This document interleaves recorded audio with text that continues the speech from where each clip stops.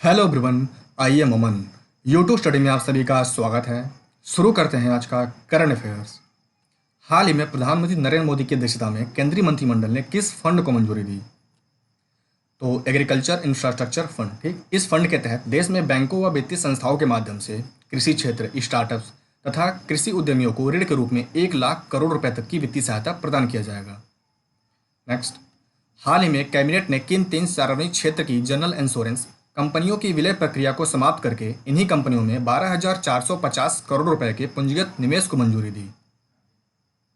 ये 3 कंपनियां हैं: United India Insurance Company Limited यानी UIICL, दूसरा Oriental Insurance Company Limited OICL, and last National Insurance Company Limited NICL।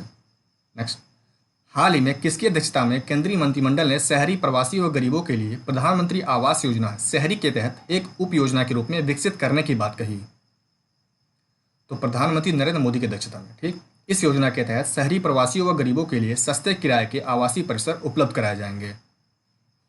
Next, Hind महासागर में पड़ोसी देशों की मदद के लिए भारतीय नौसेना ने किस मिशन के तहत INS केसरी ने 49 दिनों में 14,000 किलोमीटर की दूरी तय की? तो मिशन सागर। ठीक, कोविड-19 महामारी से निपटने के लिए हमारे समुद्री पड़ोसियों की सहायता के लिए भारतीय नौसेना द्वारा मिशन सागर शुरू किया गया था। नेक्स्ट, भारतीय नौसेना ने अपने किस ऑपरेशन के तहत 55 दिनों तक चले अभियान में 3,992 भारतीय नागरिकों को समुद्री मार्ग से वापस लाया?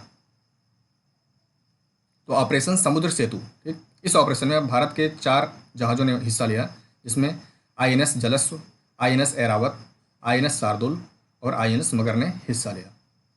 नेक्स्ट, हाल ही में WHO के दक्षिण पूर्व एशिया क्षेत्र से रुबेला और मीजल्स यानी खसरा दोनों को समाप्त करने वाले पहले 2 देश बन गए, तो श्रीलंका और मालदीव। ठीक, हालांकि WHO द्वारा दक्षिण पूर्व एशिया से रुबेला वायरस को खत्म करने के लिए निर्धारित लक्ष्य 2023 रखा गया था, लेकिन 2020 में ही श्रीलंका और मालदीव द्वारा यह लक्ष्य हासिल कर लिया गया।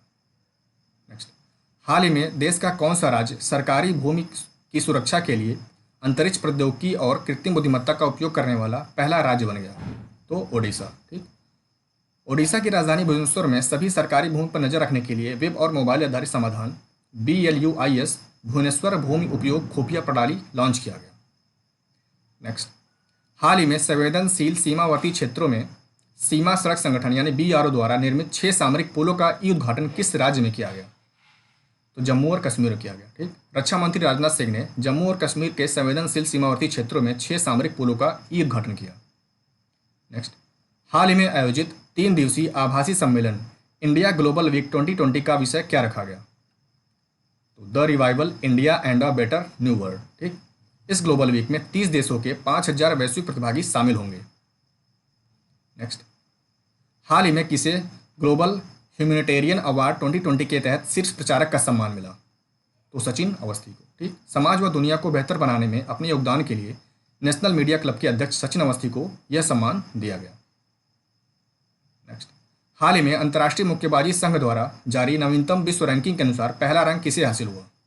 तो अमित पंघाल को हासिल हुआ। ठीक, ये 52 किलो भार वर्ग में इन्हें पहला स्थान प्राप्त हुआ।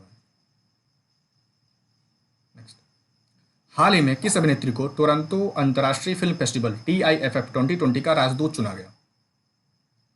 तो प्रियंका चोपड़ा को। नेक्स्ट, हाल ही में किस बैंक ने देश में नवीनीकरण ऊर्जा परियोजनाओं के वित्त पोषण के लिए L&T इंफ्रास्ट्रक्चर फाइनेंस लिमिटेड को सहायता की पहली किस्त जारी की? तो एशियन इंफ्रास्ट्रक्चर इन्वेस्टमेंट बैंक यानी AIIB। ठीक, और यह गैर वित्तीय कंपनी NBFCs के लिए भारत में पहला AIB का ऋण है। ठीक, AIB, इसकी स्थापना जनवरी 2016 में की गई थी और इसका जो हेडक्वार्टर है AIIB का वो है बीजिंग, जो कि चीन में है, और प्रेसिडेंट हैं जीन लिक्विन, और वर्तमान में इसके 102 सदस्य देश हैं।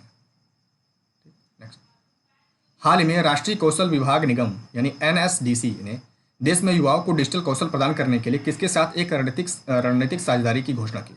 तो माइक्रोसॉफ्ट के साथ। इस साझेदारी का उद्देश्य अगले 1 वर्ष में देश में 1 लाख से अधिक युवाओं को डिजिटल कौशल प्रदान करना है। नेक्स्ट, हाल ही में राष्ट्रीय मानवाधिकार आयोग ने कोविड-19 के प्रभाव का अध्ययन करने के लिए किसकी अध्यक्षता में 11 सदस्यीय विशेषज्ञ समिति का गठन किया? डॉक्टर KS रेड्डी की अध्यक्षता